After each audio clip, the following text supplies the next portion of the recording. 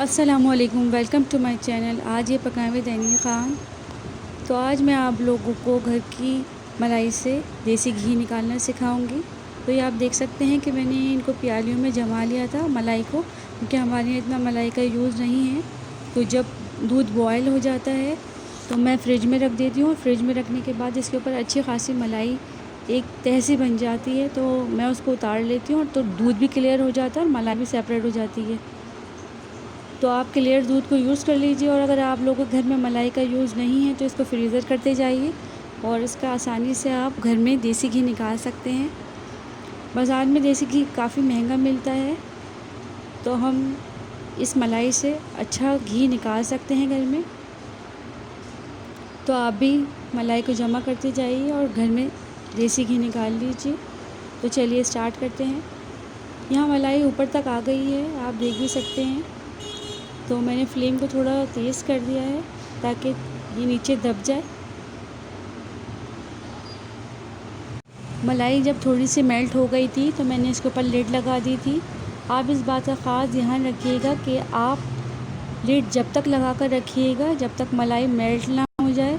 जब ये मेल्ट हो जाए तो फिर आपको लिड नहीं लगानी, क्योंकि फिर उसके बाद मलाई उबल के और ऊपर आने लगती है और फिर ये चूल्हे पे गिरेगी। तो बस जब ये मेल्ट हो जाएगी तो मैं इस पे से लिड हटा दूँगी।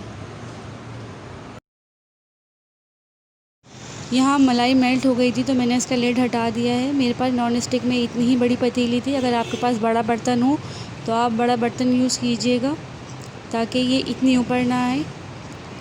और इसका फ्लेम स्लो ही रखिएगा, वरना ये उबल के बाहर चूल्हे पे गिरने लगेगी। यहाँ मैं आपको हर 1 घंटे के बाद क्लिप बनाकर दिखाऊंगी ताकि तमाम प्रोसेस आपको ठीक से समझ में आए और आप अच्छा देसी घी निकाल सकें।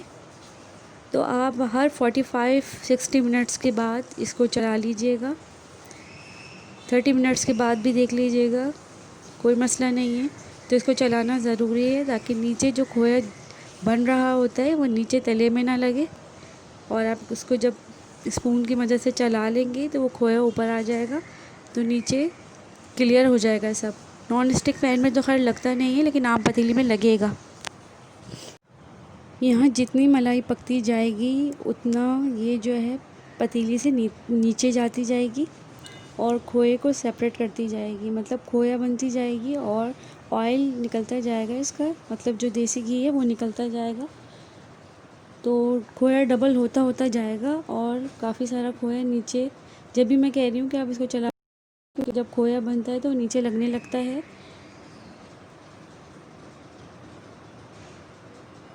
तो यहाँ देखें आप, ये नॉन स्टिक पैन है तो रोटी सी एक बन गई थी। जब मैंने इस पर स्पून चलाया तो काफ़ी एक बड़ी सी रोटी बन गई थी। आम जो हम पतीली यूज़ करेंगे उसमें ये रोटी नीचे ही चिपक जाएगी। तो आप इसको, उसमें ज़्यादा एहतियात की ज़रूरत होती है। जो नॉन स्टिक नहीं होता, जो सादी पतीली होती है, उसमें थोड़ा ज़्यादा मुश्किल होता है। तो उसको ज़्यादा चलाते रहें और कोशिश कीजिए कि नीचे ना लगे, ताकि आपकी मेहनत ना हो। जब आप एंड में पतीली धोएंगे तो आपको ज़्यादा मेहनत ना करनी पड़े, क्योंकि जब वो नीचे जमता जाएगा तो पतीली धोना भी मुश्किल होगा आपके लिए। इसलिए मैंने आप लोगों को सजेस्ट किया कि आप नॉन स्टिक पतीली ही यूज़ कीजिए। अच्छा, यहाँ मैं आपको एक बात बता दूँ कि आपको ज़रूरी नहीं है कि आप लगातार ही इसको चूल्हे पे रखें। आपका दिल नहीं चाह रहा है या चूल्हे पे आपको कोई काम है तो आप इसको उतार के साइड पे भी रख सकते हैं। ये घी मैंने 2 दिन में निकाला था, मुझे थोड़ा चूल्हे पे काम था तो मैंने ये उतार के बाहर रख दिया था। तो ये एक रात पूरा बाहर रहा है, फिर इसको मैंने दोबारा चूल्हे पे रखा है। तो कोई इशू नहीं है कि आप इसको 1 दिन में ही निकाल लें, थक जाएँ निकाल के, ऐसा कोई इशू नहीं है। आप इसको 2 दिन में भी निकाल सकते हैं, 3 दिन में भी निकाल सकते हैं। आप इसको, जब ये इतना पक गया है तो ख़राब नहीं होगा, तो इसको आप उतार सकते हैं चूल्हे से। यहाँ आप देख सकते हैं कि मलाई के अंदर पानी आपको नज़र आ रहा होगा, जो बबल्स बन रहे हैं, इसका मतलब है ये अभी इसके अंदर पानी है। तो अगर ये पानी अगर आपने मुकम्मल खुश्क नहीं किया तो आपके मलाई में बदबू आ जाएगी। इसको आप मुकम्मल, आपको इतना पकाना है कि ये जो बबल्स नज़र आ रहे हैं पानी के, ये बिल्कुल ख़त्म हो जाए, बिल्कुल क्लियर हो जाए। यह अभी आगे मैं आपको दिखाऊंगी भी कि किस तरह का घी निकलेगा। तो इसको मुस्तकिल पकाइए।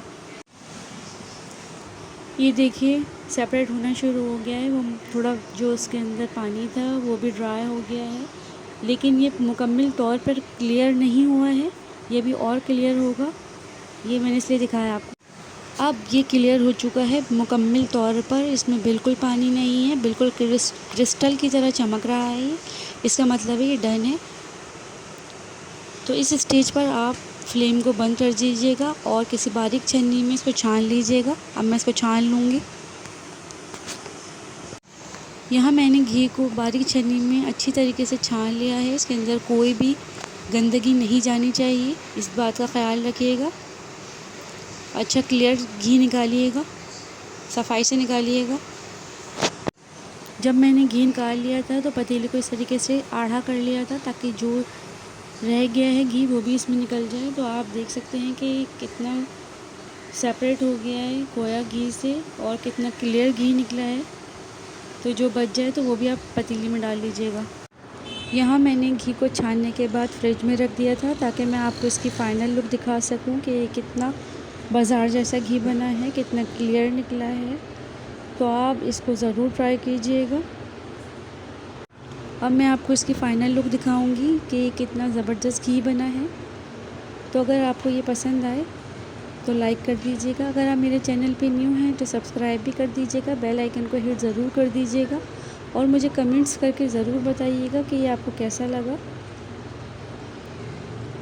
दुआओं में याद रखिएगा। अल्लाह हाफ़िज़।